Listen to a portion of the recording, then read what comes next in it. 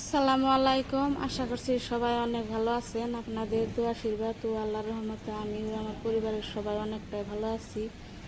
গত 3-4 দিনের ঝড় বৃষ্টিতে আমার রান্নার ঘরটা একদম নষ্ট করে ফেলেছি। এই রান্নার ঘরটা নতুন করে মাটি ফেলিয়ে বানানো হয়েছে। তো সেই মাটিগুলা বৃষ্টির পানিতে নিচের দিকে নামে জায়গায় জায়গায় এরকম গর্ত হয়ে গেছে।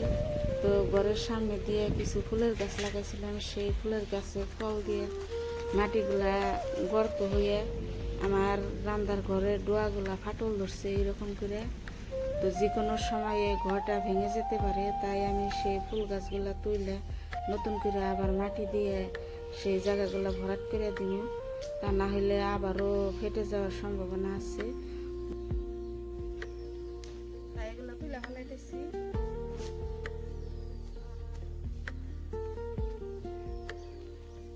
খুব শখ করে লাগাইছিলাম গাছগুলা। এখন যদি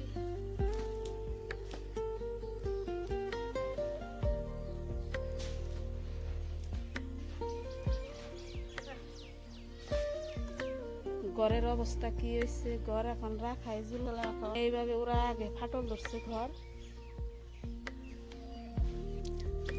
এই যে এই দিক দিয়ে এরকম হয়েছে। তো আমার চুলার ভাতটা বাঁচানো জুলুম হয়ে গেছে, সবে ফুল ধরা ধরছে, ফুল সুইটা গাছ জুলুম হয়ে গেলে খুবই খারাপ লাগতেছে, কিছু করার নাই।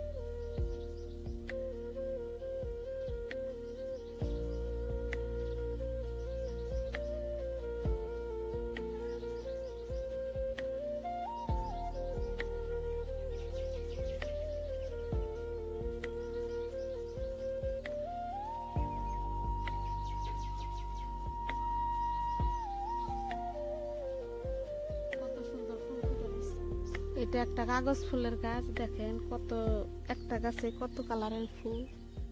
এই তো কয়েকটা সাদা, আবার কয়েকটা এই যে লাল টিকটিক